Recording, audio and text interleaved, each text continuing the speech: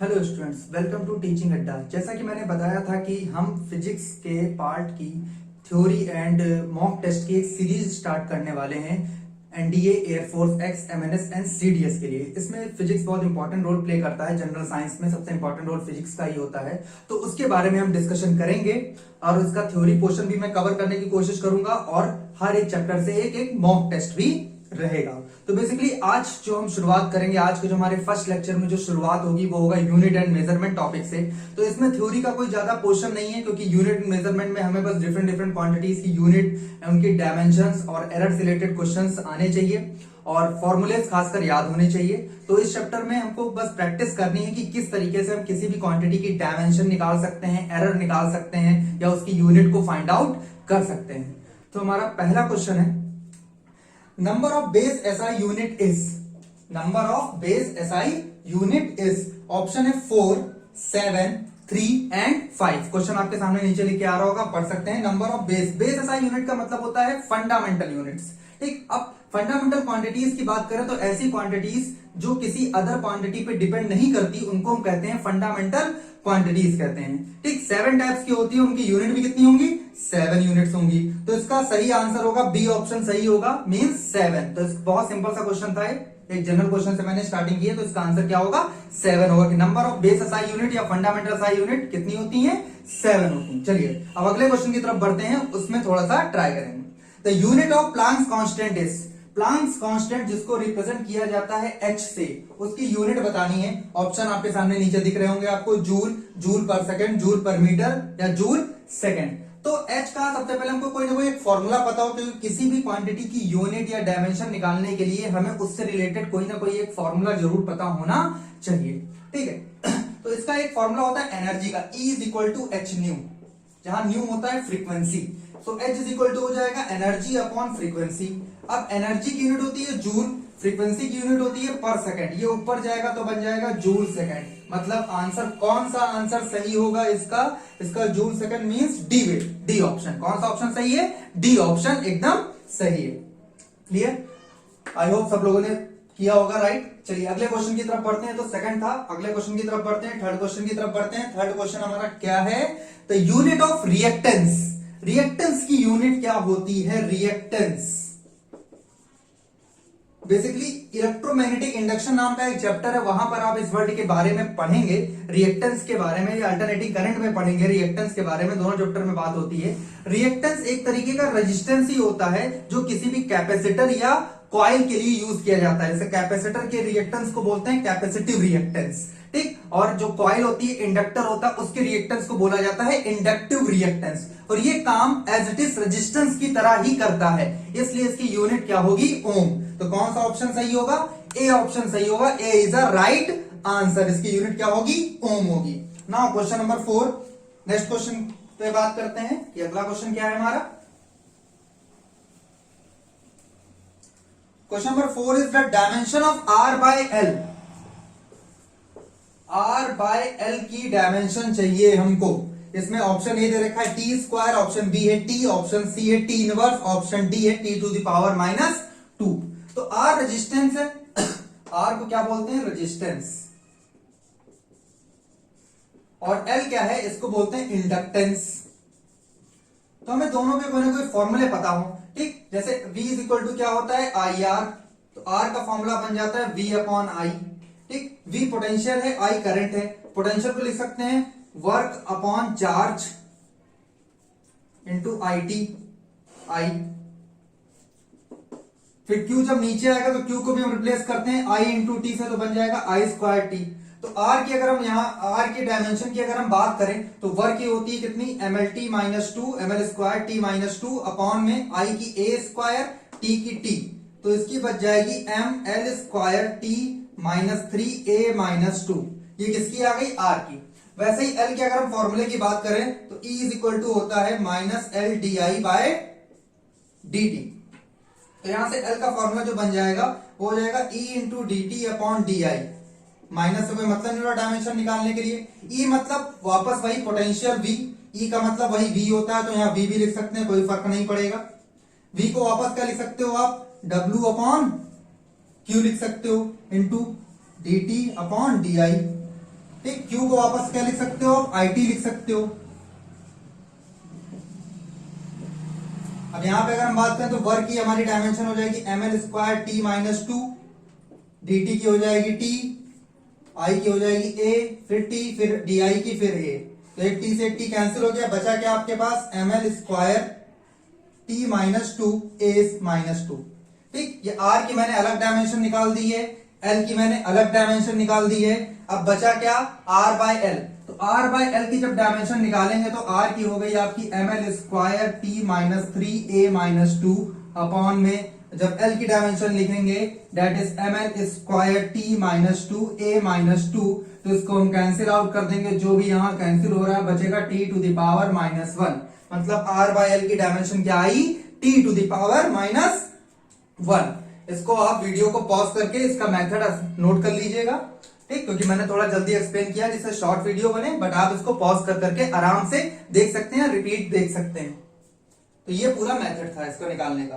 तो ये था हमारा क्वेश्चन नंबर 4। चलिए अगले क्वेश्चन की बात करते हैं, रफ कर देता हूं पहले इसको मैं।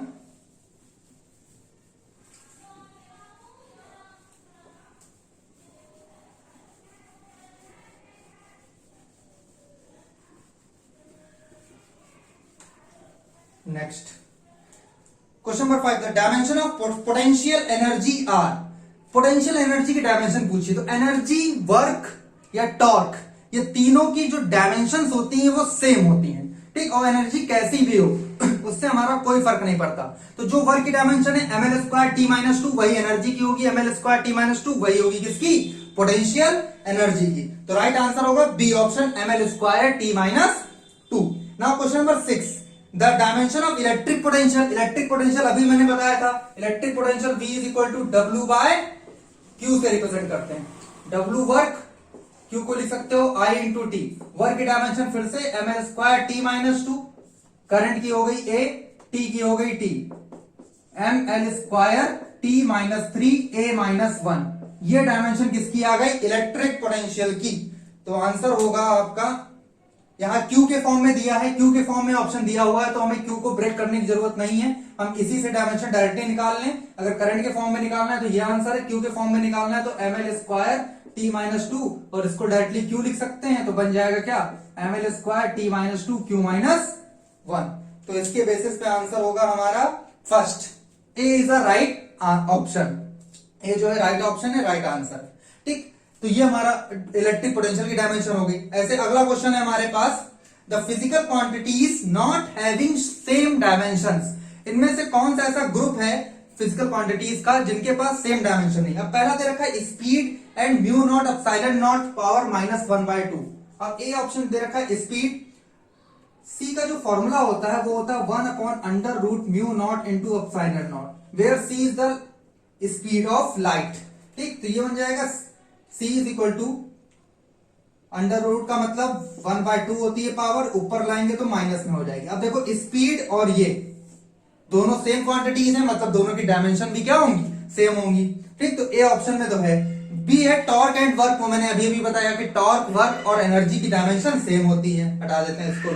सी मोमेंटम एंड प्लांक्स कांस्टेंट, ठीक। अब मोमेंटम की अगर बात करें, सिर्फ अगर मोमेंटम वर्ड लिखा है तो उसको हम लीनियर मोमेंटम मानते हैं। सिर्फ अगर मोमेंटम वर्ड लिखा है तो उसको हम लीनियर मोमेंटम मानते हैं, जब तक उसके साथ एंगुलर वर्ड ना जोड़ा हो हम एंगुलर मोमेंटम नहीं मानेंगे। मोमेंटम P का फॉर्मूला होता है mv, तो m lt माइनस 1, और बाकी h का फॉर्मूला तो अभी बताया था E अपॉन न्यू। ये energy ml² t minus 2, new की होती है t माइनस 1, तो ये बन गई ml² t माइनस 1। तो देखो दोनों की डायमेंशंस अलग अलग हैं, दोनों की डायमेंशंस क्या हैं, अलग अलग हैं, मींस यही हमारा सही ऑप्शन होगा, क्योंकि हमसे पूछा गया था किस ग्रुप के पास सेम डायमेंशंस नहीं है। So C is the right answer for this question. Clear, समझते रहिएगा अच्छे से, एक बार ना समझ में आया रिपीट करके देखिएगा दोबारा। मैं थोड़ा फास्ट करने की कोशिश कर रहा हूं जिससे ज्यादा से ज्यादा क्वेश्चंस को कवर कर सकूं। फिर भी अगर आपको लगता है कोई चीज नहीं समझ में आ रही है तो आप कमेंट सेक्शन में अपने सजेशंस को कमेंट जरूर करिए कि और क्या किया जाए जिससे अच्छे से समझ में आए। बाकी ये हमारी सीरीज चलने वाली है जब तक सारा सिलेबस कंप्लीट नहीं हो जाता। चलिए अगले क्वेश्चन की तरफ बढ़ते हैं, question number 8। Which of the following quantities is dimensionless, which of the following quantities is dimensionless. इसमें से पहला ऑप्शन आपका क्या दिया है, gravitational constant, Planck's constant, power of convex lens, none of these. देखो ग्रेविटेशनल कांस्टेंट कैपिटल जी की भी डायमेंशन होती है, प्लैंक्स कांस्टेंट की डायमेंशन अभी अभी हमने निकाली, पावर ऑफ कॉन्वेक्स लेंस इसकी भी होती है L-1। आंसर क्या बचा, डी, नन ऑफ दीज। तो यही सही आंसर होगा, नन ऑफ दीज ही सही आंसर होगा इसका। नाउ क्वेश्चन नंबर 10, अगला, which of the two have same dimension. इसमें भी दो अलग अलग ग्रुप, ऐसे दो दो क्वांटिटी से ग्रुप दे रखे हैं और पूछा गया है कि किस ग्रुप के पास सेम डायमेंशन है। तो option A, force and strain. तो स्ट्रेन का देखो, स्ट्रेन की कोई भी डायमेंशन नहीं होती, वो डायमेंशनलेस होता है, तो ए ऑप्शन तो हमारा गड़बड़ हो गया। बी के बाद आते हैं फोर्स एंड स्ट्रेस। स्ट्रेस का फॉर्मूला होता है फोर्स अपॉन एरिया, तो ये भी सही नहीं होगा कि फोर्स की डायमेंशन कुछ और होगी, स्ट्रेस जो मतलब प्रेशर की डायमेंशन होती है वो होगी। सी है एंगुलर वेलोसिटी एंड फ्रीक्वेंसी। चलिए एंगुलर वेलोसिटी एंड फ्रीक्वेंसी को देख लेते हैं। एंगुलर वेलोसिटी ओमेगा होता है, ओमेगा इसका फॉर्मूला होता है थीटा अपॉन टी। थीटा जो डायमेंशन लेस होता है, टी की डायमेंशन टी होगी तो बची क्या, T-1। और फ्रीक्वेंसी का फॉर्मूला होता है 1 अपॉन टाइम पीरियड, तो इसकी भी डायमेंशन हो जाएगी T-1। यही हमारा सही ऑप्शन है, एंगुलर वेलोसिटी एंड फ्रीक्वेंसी का ही हमारा आंसर क्या है, सही होगा। अगला question, A physical quantity x depend on the quantity y and z as follows। x equal to formula दे रखा है, देखिएगा x इक्वल टू क्या लिखा हुआ है, capital A Y plus B, B के साथ क्या लिखा है, कुछ नहीं, 10 सी जेड, 10 के अंदर है सी जेड। अब क्वेश्चन क्या है, where A B C are constant, मतलब ए बी सी कांस्टेंट है, clear. Which of the following do not have the same dimension, इनके पास सेम डायमेंशन नहीं है। अगर ये क्वांटिटी एकदम सही है तो जो डायमेंशन x की होगी, दो क्वांटिटीज को ऐड, सब्ट्रैक्ट या इक्वलाइज तभी किया जा सकता है जब उनकी डायमेंशन आपस में क्या हो, सेम हो। इसको कहते हैं प्रिंसिपल ऑफ होमोजेनिटी। मतलब जो डायमेंशन x की होगी वही ए वाई की होगी, वही बी 10 सी जेड की होगी, ये हम कह सकते हैं, ठीक। अब यहाँ पहला ऑप्शन में दे रखा है क्या, x एंड b, तो x एंड b, ठीक। क्वेश्चन भी हमसे यही पूछा गया है शायद, विच of the following do not have the same dimension. अब देखो जितने भी ट्रिग्नोमेट्रिक फंक्शन है, साइन, कॉस, टेन, कॉट, सेक, कोसेक, ये सारे के सारे ट्रिग्नोमेट्रिक फंक्शन होते हैं डायमेंशनलेस। डायमेंशनलेस का है तो हम कह सकते हैं उनकी डायमेंशन कितनी होती है, 1 होती है। मतलब ये तो हो गया डायमेंशनलेस। ये जब डायमेंशनलेस हो गए तो जो x की डायमेंशन है वही b की डायमेंशन हो जाएगी, क्लियर, ठीक है। अगला है C and Z inverse, C and Z inverse. अब देखो 10 सी जेड को डायमेंशन लेस होने के लिए जरूरी है कि उसके अंदर की क्वांटिटी डायमेंशन लेस हो, मतलब जो डायमेंशन सी की हो उसका जस्ट अपोजिट डायमेंशन जेड की हो, तभी कट्टी कितना बचेगा, 1 बचेगा, क्योंकि सी और जेड की डायमेंशन जब कटेंगी तभी इस पूरे की डायमेंशन लेस आएगी। तो जो डायमेंशन सी की होगी वही डायमेंशन जेड इनवर्स की होगी, बी में भी सी ठीक था। y and b upon a, y and b upon a, चलो इसको आपस में ले लेते हैं। अब a y is equal to b, क्योंकि 10 तो वैसे भी डायमेंशनलेस है, तो y is equal to b upon a, ये भी डायमेंशन सही आ गई है, इससे भी हमारा कोई मतलब नहीं। लास्ट बचा x एंड a, तो वो हमें डायरेक्टली दिख रहा है कि x की डायमेंशन a y के बराबर है और y को हटा तो सकते नहीं, तो x and a means d is the right option. इसमें दी गई दोनों क्वांटिटीज की डायमेंशन आपस में सेम नहीं होंगी। चलिए अगले क्वेश्चन की तरफ बढ़ते हैं।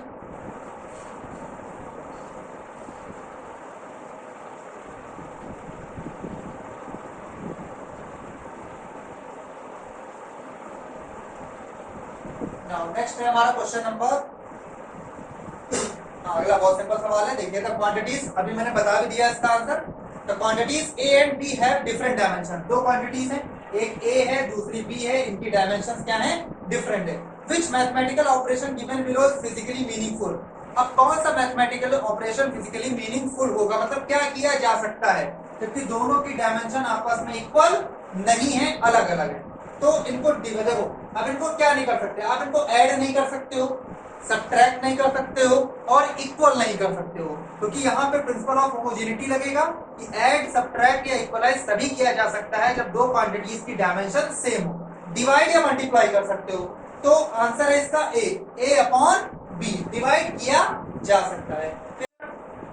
आपके सामने नीचे आ गया होगा एवरग्रीन क्वेश्चन, हर तरह के डिफेंस एग्जाम में पूछा जा चुका है ऑलरेडी। ये light year is the unit of, बहुत सिंपल सवाल है, सबको आंसर पता होगा, जिन लोगों को नहीं पता वो लोग जान लें। लाइट ईयर डिस्टेंस की यूनिट होती है। कंफ्यूजन रहता है टाइम में, तो टाइम की नहीं होती, लाइट ईयर का मतलब है कि एक ईयर में लाइट कितनी डिस्टेंस ट्रेवल करती है, that is a light year. Clear? इसके बाद अगले क्वेश्चन पे चलते हैं, नेक्स्ट क्वेश्चन पे मूव करते हैं हम। अगला क्वेश्चन भी बढ़िया है। देखो, in the relation P is equal to alpha upon beta e to the power minus क्या दे रखा है, alpha Z upon K theta. ये e की पावर में है पूरी क्वांटिटी। ठीक, क्वेश्चन पूछा गया है P is pressure, P pressure है, P क्या है, प्रेशर है। प्रेशर की डायमेंशन होती है ml minus one T minus two. ठीक, Z is a distance, Z distance है तो इसकी डायमेंशन एल हो जाएगी। K is Boltzmann constant, theta is temperature. Small K क्या है, बोल्ट्जमैन कांस्टेंट है। स्मॉल के क्या है, बोल्ट्जमैन कांस्टेंट है। हाँ, तो बोल्ट्जमैन कांस्टेंट की डायमेंशन होती है ml square T minus to के माइनस वन, के टेम्परेचर की यूनिट डायमेंशन।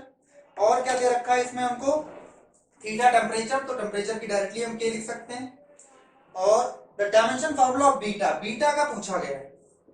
तो अब यहाँ पे ध्यान रखना, ई की पावर में जितनी भी क्वांटिटी लिखी है सब की सब डायमेंशन लेस होती है, सबकी सब क्या होती है, डायमेंशन लेस। मतलब ये पूरी क्वांटिटी डायमेंशन लेस, मतलब जो पी की डायमेंशन वही अल्फा अपॉन बीटा की। तो हमें बीटा की चाहिए, तो बीटा इज इक्वल टू हो जाएगा अल्फा बाय पी।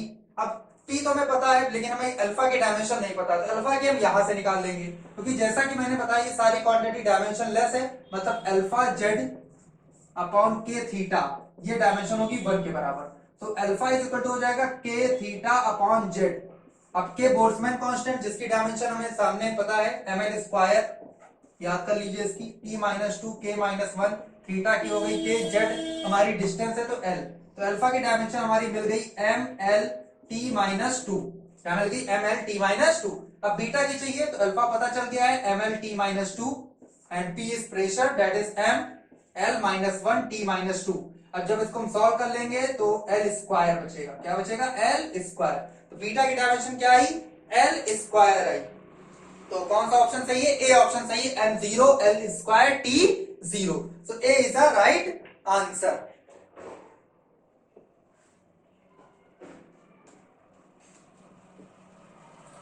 अगले क्वेश्चन की तरफ पढ़ते हैं, नेक्स्ट। सारे सॉल्यूशन अच्छे से नोट करते रहिएगा।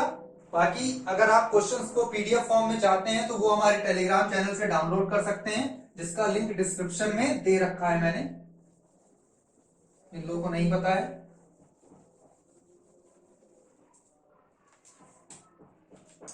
और अगर वीडियो पसंद आ रही है, अच्छा लग रहा है, आपके लिए काफी हेल्पफुल है, तो प्लीज इसको एक बार लाइक कर दीजिए, और जिन्होंने चैनल को सब्सक्राइब नहीं किया वो सब्सक्राइब भी कर दीजिए, और जितना हो सके अपने फ्रेंड सर्किल में जो जितने भी डिफेंस एस्पिरेंट हैं उन सबको शेयर भी कर दीजिए।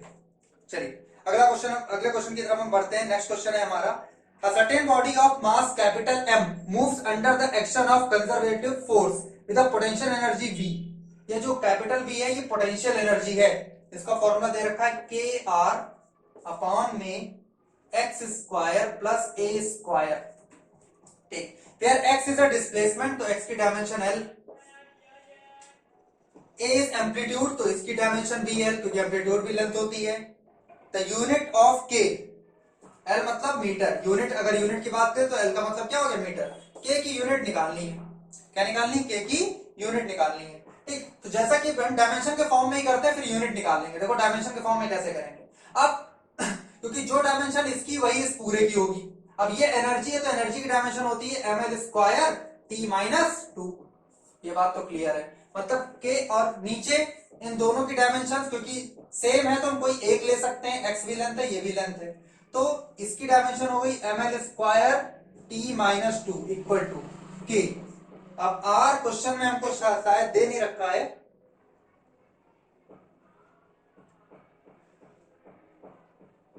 x दिया है, a दिया है, बट r के बारे में इंफॉर्मेशन नहीं है। ओके, तो r को भी हम लेंथ मान के चलेंगे। r की हम क्या मान चलेंगे? लेंथ हमारी रेडियस होगी फिलहाल कोई। r को हम लेंथ मान के चलेंगे तो लेंथ की डायमेंशन कितनी हो गई? l हो गई अपॉन में नीचे भी डायमेंशन कितनी हो जाएगी? l हो जाएगी। उसके ऊपर स्क्वायर है तो स्क्वायर लगा देंगे, क्योंकि इन दोनों में से किसी एक की रखो कि बीच में प्लस साइन है। तो एक l से एक l कैंसिल हो गया, तो k की डायमेंशन आ गई m l cube t minus 2। m for kg, l आपका मीटर, t आपका सेकेंड। चलिए आंसर देखते हैं। बट हमारा इसमें joule, metre, none of these, joule या वॉट में दे रखा है। चलिए उसके टर्म्स में निकालने की कोशिश करते हैं। तो इसको अगर हम ब्रेक कर दे तो यहाँ ध्यान देखो, ये बन जाएगा ml square T minus 2 into L. ठीक, अब ये होती है किसकी डायमेंशन? ये होती है एनर्जी की। एनर्जी, एनर्जी मतलब जूल, और एल मीटर है तो जूल मीटर। तो आंसर है yes, C is the right answer, joule metre. इसकी डायमेंशन क्या होगी? जूल मीटर होगी। चलिए अगले क्वेश्चन की तरफ बढ़ते हैं। इसके बाद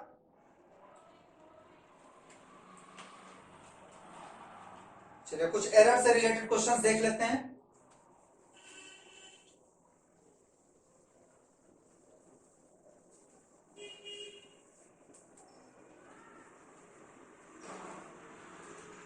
नाउ क्वेश्चन नेक्स्ट होगा हमारा, the percentage error in the measurement of mass and speed are 2% and 3%।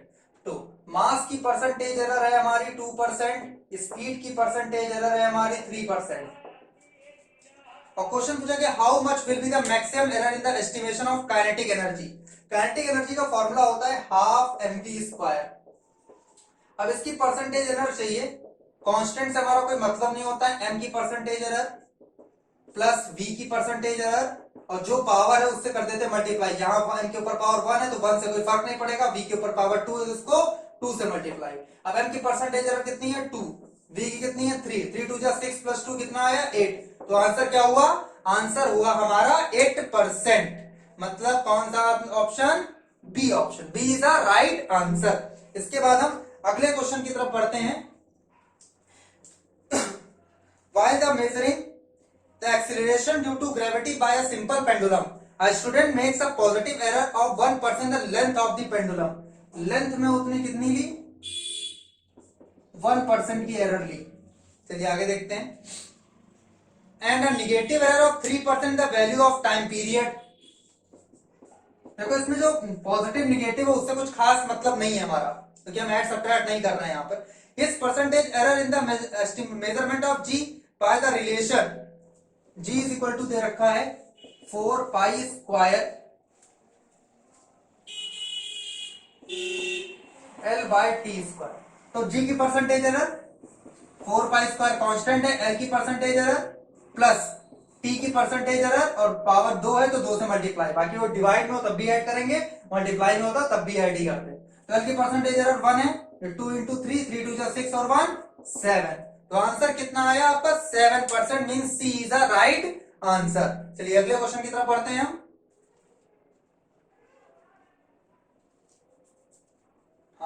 What is the number of significant figure in 0.310 into 10 to the power 3? इसमें हमें सिग्निफिकेंट फिगर काउंट करने हैं। ठीक, अब सिग्निफिकेंट फिगर काउंट करने के लिए हमें पावर से मतलब नहीं होता। हम देखेंगे यहां पर, अब डेसिमल के पहले के जीरो काउंट नहीं किए जाते अगर उसके पहले कोई नंबर लिखा हो। डेसिमल के बाद के जीरो काउंट होते हैं सारे। तो 1 2 3, कितने सिग्निफिकेंट फिगर हो गए? 3। बाकी नंबर तो काउंट करने ही करने। तो इसका आंसर होगा बी। अगला क्वेश्चन है, ये भी बहुत सिंपल क्वेश्चन है, रफ कर देता हूं पहले।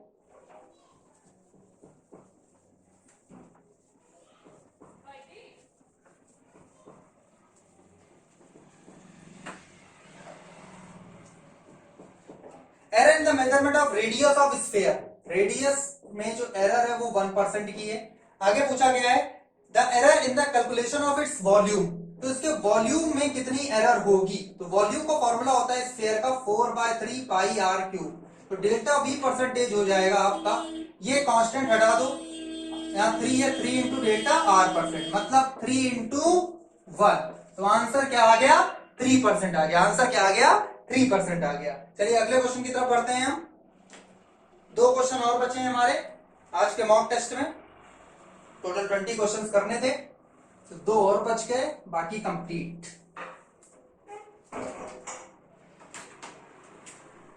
हाँ, अगला सवाल है हमारा, द डेसिमल इक्विवेलेंट ऑफ 1/20, ये भी सिग्निफिकेंट फिगर से रिलेटेड है। The decimal equivalent of 1/20 up to 3 significant figure. ठीक, तो इसको हम लिख सकते हैं क्या, 1/20, तो इसको 0.1/2 लिख सकते हैं पहले तो। अब इसको और अगर हम डिवाइड करते जाए तो 0.0500। अब क्योंकि हमें टोटल कितने सिग्निफिकेंट फिगर चाहिए, दे रखा है 3 सिग्निफिकेंट फिगर चाहिए, तो डेसिमल के बाद का ये 0 काउंट नहीं होगा क्योंकि उसके पहले कोई नंबर नहीं है, तो काउंटिंग होगी 5 से। तो 5 1 हो गया, 1 2 और ये 3, तो ये सही आंसर होगा। इसमें 3 सिग्निफिकेंट फिगर हैं, तो कौन सा आंसर सही है, ए इज द राइट ऑप्शन, 0.0500, क्योंकि इसमें 3 सिग्निफिकेंट फिगर होंगे। तो हमारा आज का लास्ट सवाल बचा, वो भी कर लेते हैं फटाफट।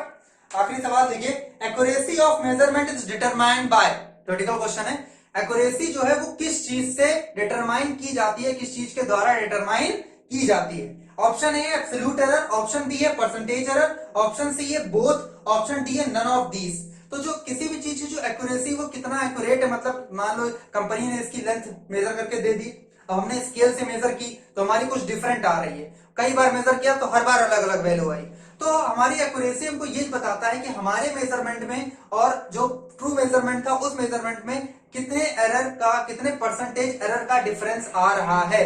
तो डेट इज आंसर है क्या होगा, परसेंटेज एरर होगा। तो B is a right answer, answer होगा परसेंटेज एरर। तो ये हमारे यूनिट एंड मेजरमेंट के मॉक टेस्ट के 20 क्वेश्चंस थे।